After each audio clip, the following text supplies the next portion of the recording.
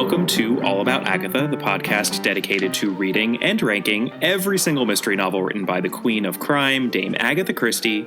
I'm Kemper Donovan. I'm Catherine Brobeck. And this week, we are doing a Mysterious Mr. Quin short story at the Bells and Motley, coming off of our novel Murder is Easy, which also featured a pub of that same name. Sadly, we are not in Witcham under Ash in this story, and they don't seem to be related in any way whatsoever. So, maybe that's a little glitch in the Christie-verse, although I suppose there could be two pubs with the same name in different places in England. That's fine. In any case, Catherine Brobeck, tell us a little bit about the publication history of this one. So it was first published in the Grand magazine in November 1925 in the UK, and then it was published in July of 1926, so the next year, in the US in Flynn's Weekly. It was actually entitled A Man of Magic when it was first published in the Grand magazine. Yet another alternate title to chew on for a Christie story. It's not a particularly inspiring alternate title, I have to say. No, nor does it necessarily make that much sense. Well, it kind of there are magician-ish characters at play here-ish. Let's not spoil things. Why don't you tell us about the victim? Yes, let's talk about our victims, because we have three possible victims here. It's a little unclear until we get to our resolution who the victim is and who the perpetrator is. So our victim list and our suspect list are going to kind of blend together and have a fuzzy border, much fuzzier border than they normally do. It depends on the angle at which you view the story, who the victim is, I suppose. Exactly. First potential victim is Captain Richard Harwell, who is a handsome young man who had fallen in love with the mistress of Ashley Grange, which is the estate that we are dealing with here in the short story.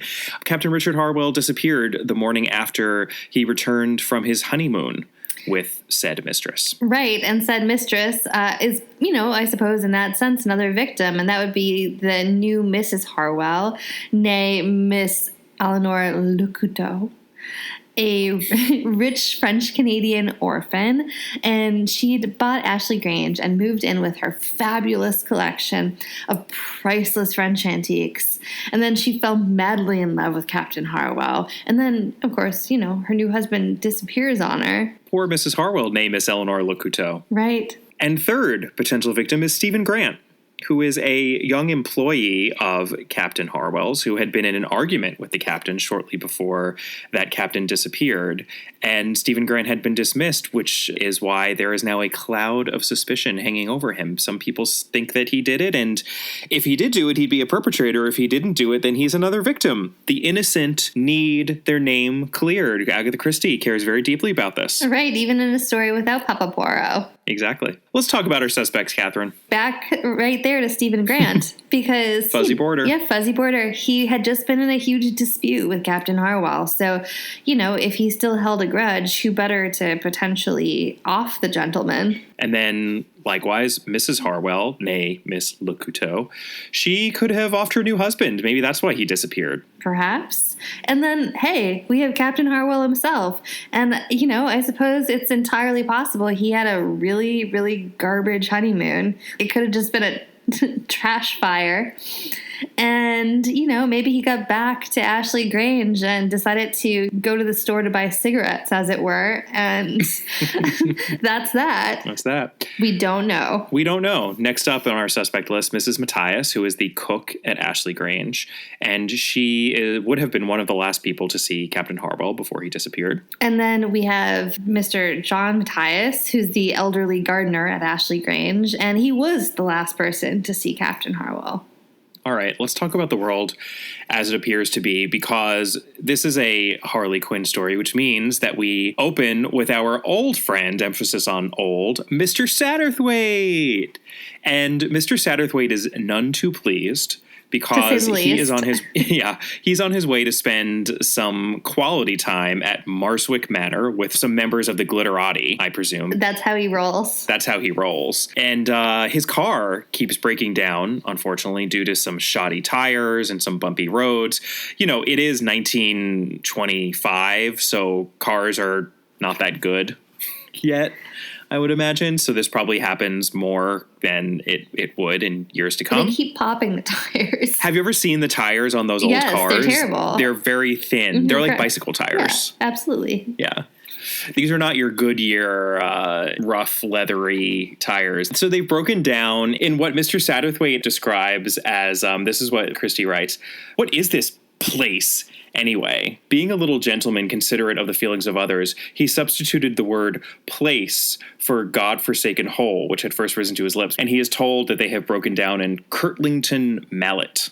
That's a very exciting name. Yeah, very exciting name. Every country or dialect has its name for an out-of-nowhere sort of town. It's the Boondocks. It's the Boondocks. Or it's the Sticks. Boondocks. Yes, yes. Mr. Satterthwaite is stewing, and his chauffeur suggests that he may want to consider going to the local inn and having some food since it's late. It's going to take a while to make these repairs. And Mr. Satterthwaite reluctantly agrees. He heads over to the Bells in Motley. What does he find there, Catherine?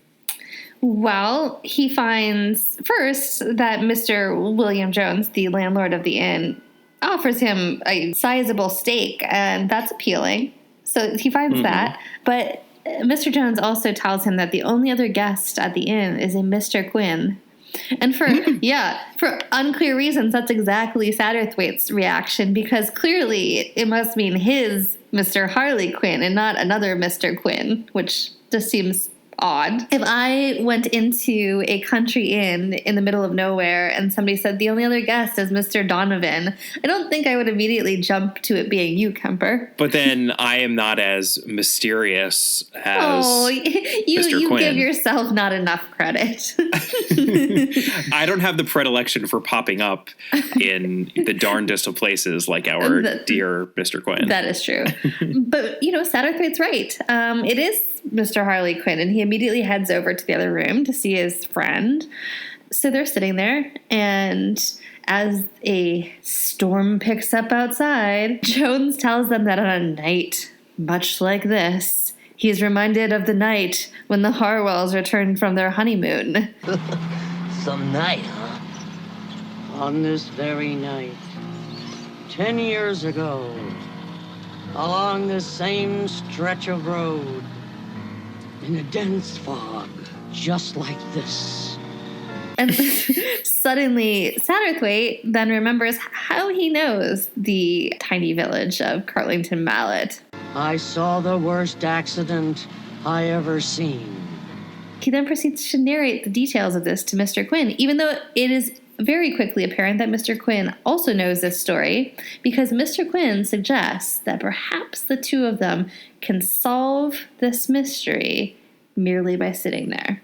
I'd like to pull out that section in which Mr. Quin makes that point, because it will become a very important theme in perhaps Catherine's favorite Christie novel, which is coming up soon, Five Little Pigs, in terms of looking back on something and what we gain by the passage of time and looking back on something in the past.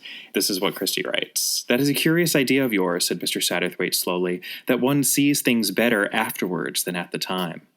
Mr. Quin responds, "The longer the time that has elapsed, the more things fall into proportion.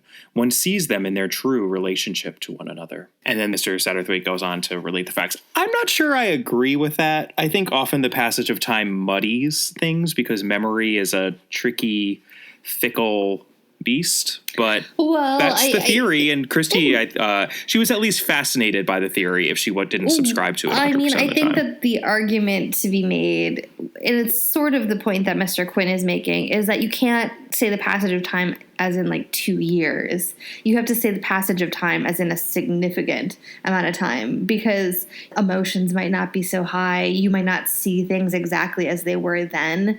So I think that they use 2024? Is that the year that they use?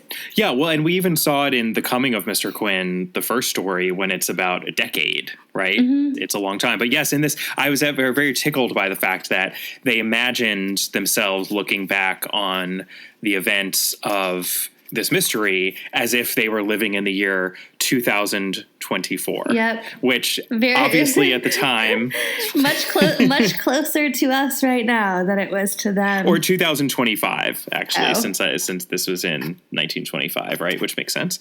And they even talk about in 1824 Mr. Satterthwaite says, 100 years ago, we have the age of powder and patches. Shall we say that 1924 was the age of crossword puzzles and cat burglars? And then that made me start wondering what 2024 would be the age of, and I don't think then I got depressed. Yeah. We should, I know. I don't think anybody, not me, nor probably anybody listening, really wants to contemplate what that epigraph will be. Yeah, it's not every day that you read an Agatha Christie story and the year 2025 is referenced, the future by a mere 7 years. I know, Cubs win the World Series, and we all, what else happens in Back to the Future? Little girl, stop, look, I need to borrow your hoverboard. Maybe we'll get those hoverboards in 7 years. I know. Any day now, any day. So they're looking back on this from as great a distance as possible. And Mr. Satterthwaite first just sort of gets down to brass tacks and relates what happened. So here's what happened. When they finally pulled the driver's body from the twisted, burning wreck, it looked like this. Miss Eleanor Lecouteau is a French-Canadian heiress who had bought Ashley Grange, which is the estate nearby within the boundary of Kirtlington Mallet. Ashley Grange was a little worse for wear, and she fixed it up when she moved in. She also brought a sizable collection of fine antiques, many of them French, which the townsfolk all gossiped about because they were so fine and lovely. And apparently her family had rescued them from the revolution when they escaped, and that is when they emigrated to Canada. She is 23 years old. She is beautiful, rich, and an orphan. At 23, can you really be an orphan? Sure. I guess just she doesn't have any extended family around her. She's alone. Correct. She lives in Ashley Grange with Mrs. Sinclair, who is a lady of high breeding, who acts as her companion or guardian, or duenna. Weird word choice that Satterthwaite uses. Yeah, because I feel like usually a duenna has a little bit more of a governess. Don't you imagine a duenna as being a little bit more governess adjacent? Yes. But that's such a Mr. Satterthwaite word to use. Duenna. So fancy. Always going for the dime words, Mr. Satterthwaite, when a nickel word will do just as well. Right. A companion should have been his word choice. Companion. So. Yeah. So many a young man, of course, wants to marry Miss Lecouteau, but she's never been interested in anyone until the dashing Captain Harwell comes in for the hunt. Ooh, the hunt, literal and say. figurative. And they are engaged in 2 months and married 3 months after that. So this is a whirlwind courtship. They then go abroad to France for 2 weeks. They then return to Ashley Grange. The next morning, Harwell is seen taking a stroll by the gardener, John Matthias, and then he is never seen again. Dun, dun, dun. Yes, sir. That was the worst accident I ever seen. Yeah, so since then, suspicion has fallen on Stephen Grant. He'd been in charge of Harwell's horses, and so he'd been dismissed, but then he'd also been seen in the vicinity of Ashley Grange on the morning of the disappearance. So he was detained by the police, but, they really had zero evidence and really no motive. But even so, Mr. Jones, the Bells and Motley landlord, he has a daughter, Mary, who's very pretty and very much in love with Stephen Grant and very much wants to marry Stephen Grant.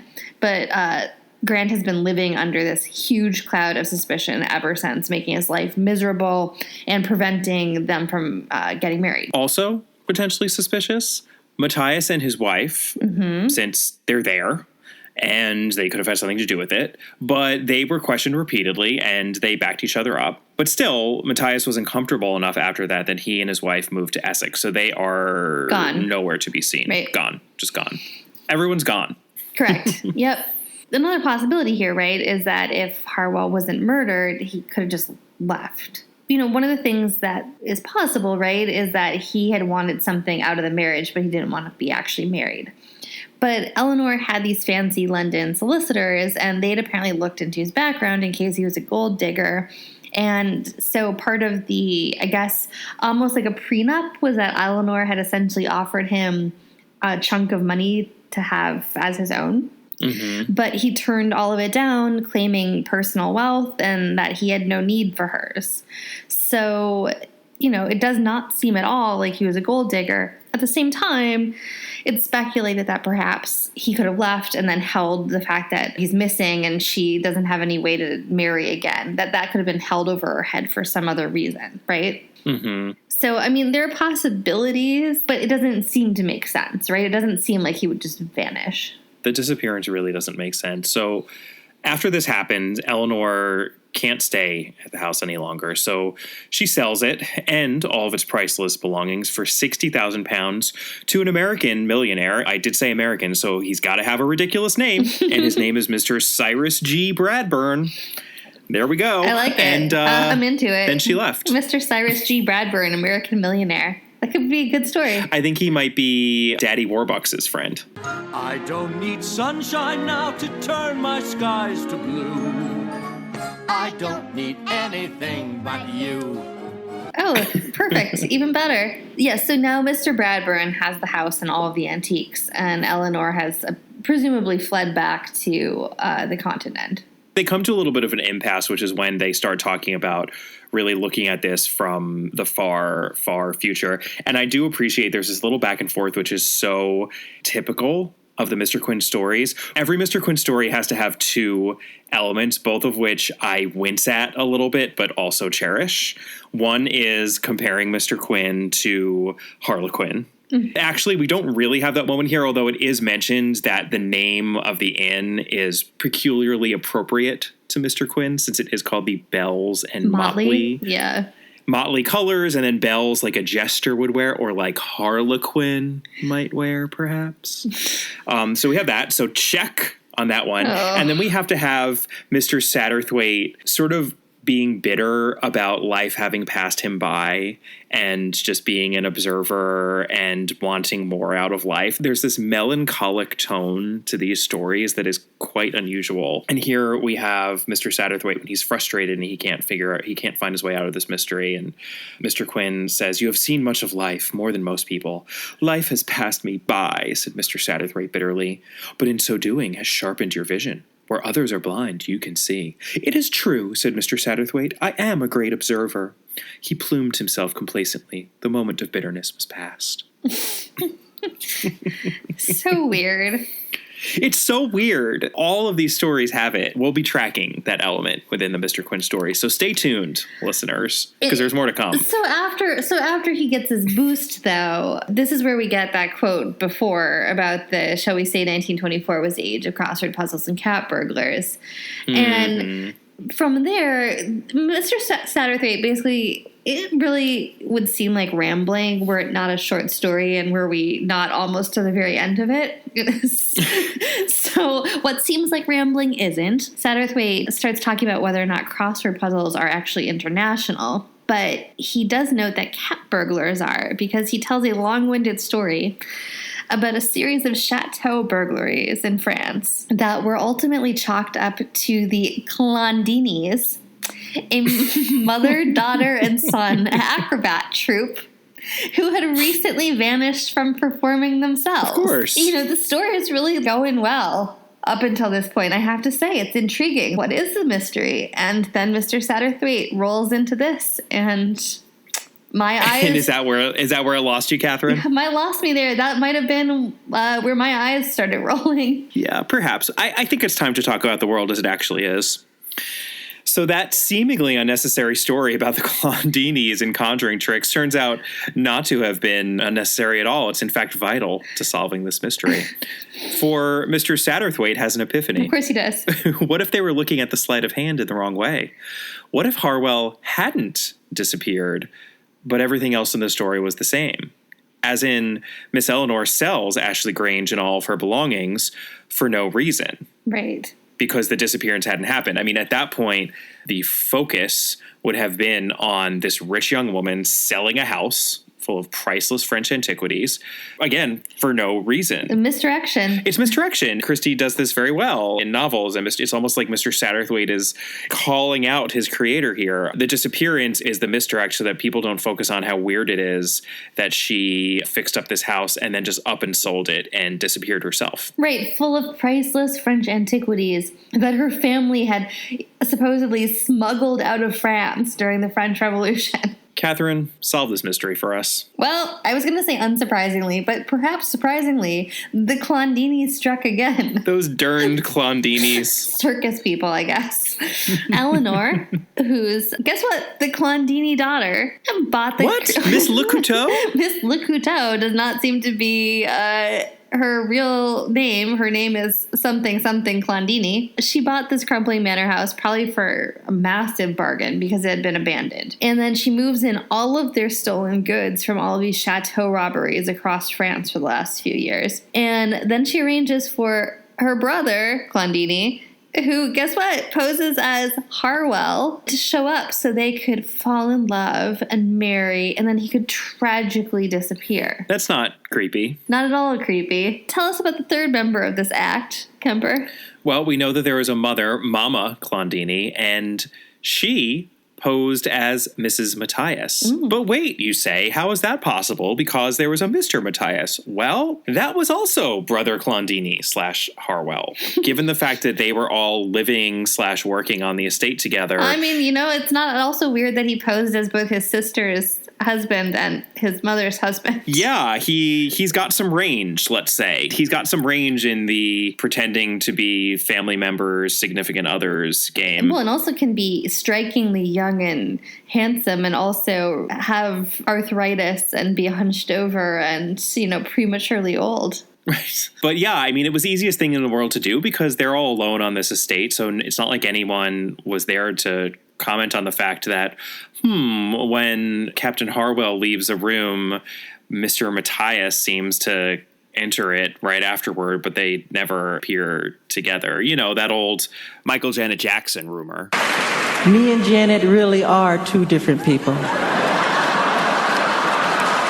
The clever idea encapsulated in what is ultimately a fairly silly story is that one person disappeared to great fanfare. Yeah, it was a story across all of England. Right, but which then hushed up the fact that the other people at this estate also disappeared. Mr. and Mrs. Matthias went to Essex and no one ever heard from them. And then Miss Le Couteau also disappeared, but no one really cared because they were also fixated on the first disappearance. So how do you make 3 people disappear? 3 people pretending to be 4? You make a big stink about the first one and then disappear in the shadow of that. Yeah, and then ultimately nobody knows, of course, where any of these people are, and they have successfully laundered all of this stolen treasure for £60,000. The irony of all this, which should not be lost on any avid Christie fan, is that in 1925, 1 year before she would disappear herself, Christie wrote a story about the power of disappearing in terms of all the publicity it would create as a means of misdirection when she would go on to disappear herself to great fanfare and be horrified by how much publicity surrounded the event. So she probably should have known better, given what she created in this story a year before she disappeared. But, you know, the life of an author on the page and the life of an author IRL are two very different things. Poor Mr. Cyrus Bradburn, the outrageously named American millionaire, he paid £60,000 for a house full of stolen goods, and he's going to have to give them back. Yeah, but, you know, it's sort of said, well, we shouldn't feel that bad for him because, you know, he's a incredibly obscenely wealthy American, so. Right, this is true. He must be obnoxious. I mean, he's an American millionaire. Come on. I also love when Harley Quinn leaves, Mr. Satterthwaite says, "You were leaving here tomorrow, I think you said?" And then he says, "Possibly tonight. My business here is done." He kind of reminds me of Quantum Leap. Right. Scott Bakula in Quantum Leap. Theorizing that one could time travel within his own lifetime, Dr. Sam Beckett stepped into the Quantum Leap accelerator and vanished. He's just like, oh no, I've fixed this situation, and now I get to just beam on out of here. He awoke to find himself trapped in the past, facing mirror images that were not his own, and driven by an unknown force to change history for the better. It is distinctly possible that Mr. Quin is a ghost. Be sure and tell him Large Marge sent ya. Oh, yes, it is. And believe me, we will be exploring that idea further. Large Marge sent me.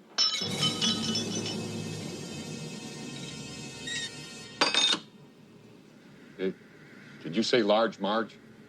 She just dropped me off. That's impossible. But let's not get ahead of ourselves. But that means the Large Marge I was riding with was...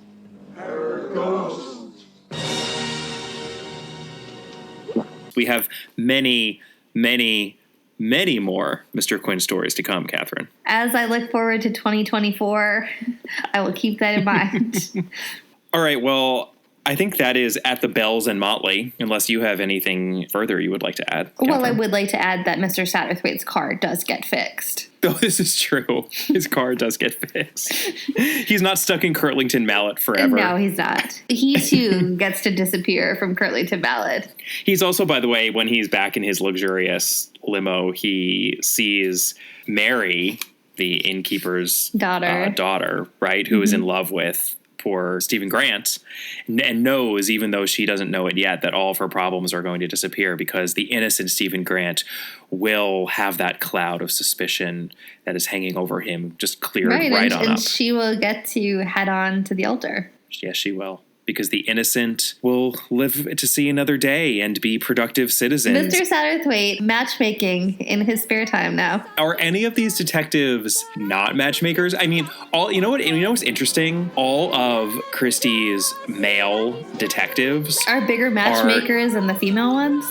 Way big. I mean, all of her male detectives are extremely romantic to a silly degree. Right. We, of course, have Papa Poirot. Parker Pine calls himself a heart specialist, for God's sake. He's almost literally a matchmaker. I mean, that's almost literally what he's doing in a couple of those early stories, especially. Right. And then Mr. Satterthwaite is the biggest softy around.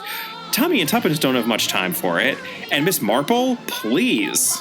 She's not matchmaking. I know, she would just tell a story about... She's match breaking. I know, she would just tell some story about 20 years ago. Somebody had played matchmaker in St. Mary Mead and it ended in murder. Right. And they ended up like being a child murderer. Right, yeah. I mean, that would just be the sort of grace note on that, I think. All right, well, that is At the Bells and Motley. Join us next week for another short story. We just mentioned them. We are going back to Tommy and Tuppence. We only have a few more stories remaining in the Partners in Crime collection. I know, I'm a little sad about that. We will be reading 2 chapters within the Partners in Crime collection, which together make up one story, and those are The Clergyman's Daughter and The Red House. So together they are a single mystery. We came across that sort of multi-chapter business earlier on in the collection. In the meantime, we'd love to hear from you. Please feel free to reach out via email at allaboutthedame@gmail.com. You can find us on Facebook. Our Facebook page is All About Agatha. We're also on Twitter at All About the Dame. Catherine is at Brobcat. We are on Instagram at All About Agatha. And we would really love it if you took a moment to rate and review us. We will see you next time. Bye. Bye.